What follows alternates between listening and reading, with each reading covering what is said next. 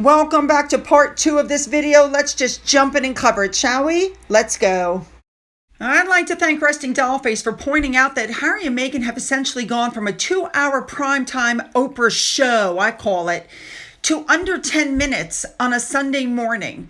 If that doesn't show you that America has rejected you, I don't know what does. Meghan needs to heal, move on, and actually do some work. I completely agree.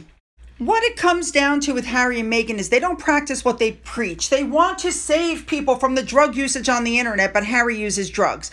They want to stop bullying, but Meghan is known as a bully. And not only Meghan, don't forget that she sent a jar of jam to her good friend Chrissy Teigen, who in 2011, come to find out, mocked Lindsay Lohan, telling her to go to sleep forever.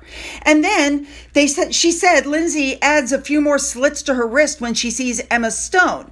She then told another person online, whose last name is Stodden, that she should take a dirt nap and then send her DMs privately saying, I can't wait for you to go, unalive yourself. How about Meghan's good friend Serena Williams, who's in Paris, and she tried to eat at a restaurant and put up a post on X with a picture of the restaurant shaming them. Well, the restaurant basically came back and pointed out that all the tables were full. She had to make a reservation and she didn't.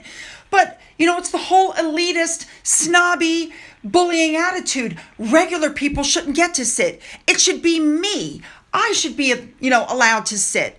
This is absolutely the same thing that happened with Oprah Winfrey. She was in Paris. She tried to get into a store to buy a handbag. The store had closed 15 minutes earlier, and that's why she couldn't get in. But what did she do? She race baited and said that they wouldn't open the door just for her because she was black. That had nothing to do with it. The store was closed. But, these are the people Meghan's friends with. Figures.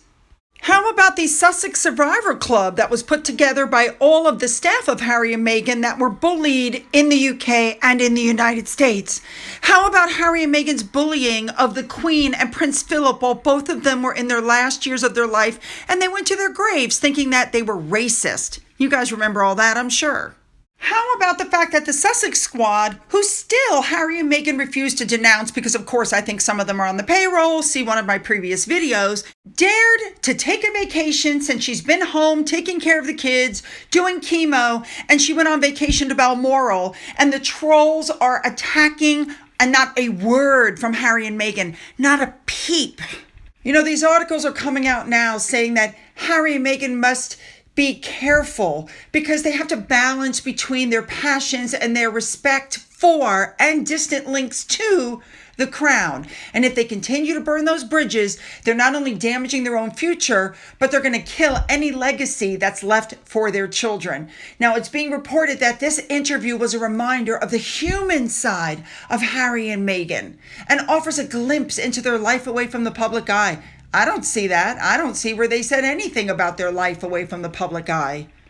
The article does say, and I agree with this, that Harry and Meghan's constant public appearances and media interviews, and they're constantly putting stuff out into the press, is making tensions in the royal family worse. They're getting scrutiny that overshadows anything that they're trying to do, that it's the wrong kind of noise, and it's damaging their brand and lowering its stock. And that what Harry and Meghan don't realize is they're the ones that suffer the most from their own crappy behavior.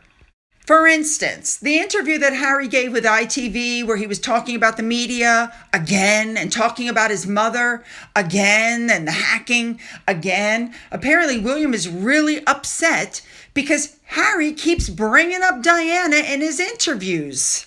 And when you realize that a lot of the stuff he said was untrue, like where he said that there was evidence to suggest that my mother was being hacked, one of the first people, she didn't have a cell phone. Email didn't exist until the late 90s. None of that stuff existed then. This guy is totally delusional. And William is really upset that Harry keeps referencing it over and over and over. He's ill with Harry cashing in on his mother's passing and that Harry won't move on. And since he's married Meghan, his obsession with Diana has only intensified. And so this is one of the reasons why William is literally getting to the point where he's washing his hands of Harry permanently. Can you really blame him? I mean, and then the Sussexes put out all these puff pieces like Meghan Markle was snubbed because the royal family didn't publicly wish her a happy birthday. Okay, when was the last time that Harry and Meghan wished William, Catherine, the King, the Queen, or any of the Wales children a happy birthday? Instead, they constantly try to overshadow their birthdays. It's these kinds of puff pieces that upset them. I've told you guys before that Harry really wants a reconciliation. He's trying to get his foot back in the door with the royal family. And he's been warned now that he needs to be extremely careful. The royal family is not stupid. They are well aware that Harry is trying to come up with material for the Spare 2, which is the paperback version with more information in it. So they're saying it's such a tough spot for Harry to be in because the publisher is putting pressure on him to deliver salacious details and stuff about the royals. But if Harry does it, he literally can kiss any chance of going back to the royals ever, even if he leaves Meghan goodbye.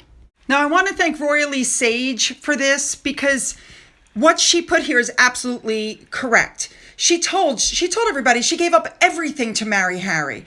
But the truth of the matter is, no one knew who she was. She was a D-list actress. She was not that wealthy. She was being written out of her show. Her contract was ending. She had gotten rid of her husband. She was only a senior royal for 17 months. And she didn't even own her own house or car before she met Harry. Everything was a rental. Harry is the one who gave up everything, not Meghan. And I want to end this with this information. I've already told you guys that Robert Fellows, he was married to Diana's sister, and he is Harry's uncle, and he passed away, and there's a funeral, and they're saying that, Harry has now spoken to Diana's older sister. He's also spoken to Charles Spencer. He's spoken to his cousins. And because Harry is so close to the Spencer clan, they're saying it would be unimaginable for him not to show up. However, Harry more than likely is not going to attend this funeral. He'll fly round trip in 24 hours to see his dad to get some headlines before he goes off to Las Vegas. He'll fly in for the Invictus, thing before he flies off to wherever he went afterwards. But he's not going to fly in for the death of his uncle. Unbelievable. Now, of course, he's going to blame it on the security. Well, I'm sorry, I just don't take that excuse anymore. He's not going to show up. And they're saying he's not going to show up because he might run into William there. Again, lame excuse. Lame. All right, you guys, you know what to do. Hit the like button, the subscribe button, and the bell for all notifications. Remember, there is no royal family video today, so you're going to want to follow me down to video number 3 so we can continue on with our story. Let's go.